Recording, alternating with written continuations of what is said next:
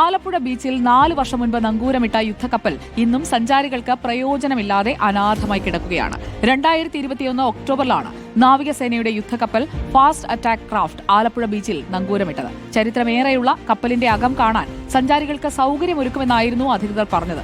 എന്നാൽ ഇന്ന് ഇരുട്ട് വീണാൽ കപ്പൽ തന്നെ കാണാൻ കഴിയാത്ത അവസ്ഥയാണ്. ആലപ്പുഴ ബീച്ചിലെത്തുന്ന സഞ്ചാരികളെ ആകർഷിക്കുന്ന കാഴ്ചകളിലൊന്നാണ് ബീച്ചിൽ സ്ഥാപിച്ച ഈ യുദ്ധക്കപ്പൽ. യഥാർത്ഥത്തിൽ ഈ കപ്പൽ എന്തിനാണ് ഇവിടെ സ്ഥാപിച്ചതെന്ന് ഇവിടെ വരുന്ന സഞ്ചാരികൾക്ക് ആർക്കും പിടികിട്ടിയിട്ടില്ല. 4 വർഷം മുൻപാണ് ആലപ്പുഴ പൈതൃകം പദ്ധതിയുടെ ഭാഗമായി ഇന്ത്യൻ നാവികസേനയുടെ ഈ കപ്പൽ ബീച്ചിൽ കൊണ്ടുവന്ന് സ്ഥാപിച്ചത്. 4 മാസത്തിനകം ഇത് സഞ്ചാരികൾക്ക് കയറി കാണാൻ സൗകര്യമൊരുക്കുമെന്നായിരുന്നു അന്ന് അധികൃതർ പറഞ്ഞത്. ഉള്ളത് ഈ കപ്പൽ മാത്രം തന്നെയാണ്.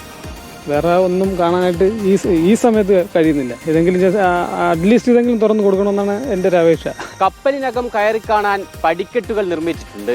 എന്നാൽ ബാക്കി പണികൾ പൂർത്തിയാകാത്തതുകൊണ്ട് തന്നെ ഇതും കെട്ടിയടച്ചിട്ടിരിക്കുകയാണ്.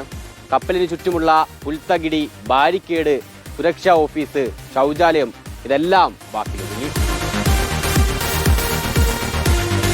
കപ്പലിന്റെ തനിമയും ചരിത്ര പ്രാധാന്യവും ചോരാതെ സഞ്ചാരികളിലേക്ക് എത്തിക്കാൻ ഇനിയും സമയം വൈകിയിട്ടില്ല.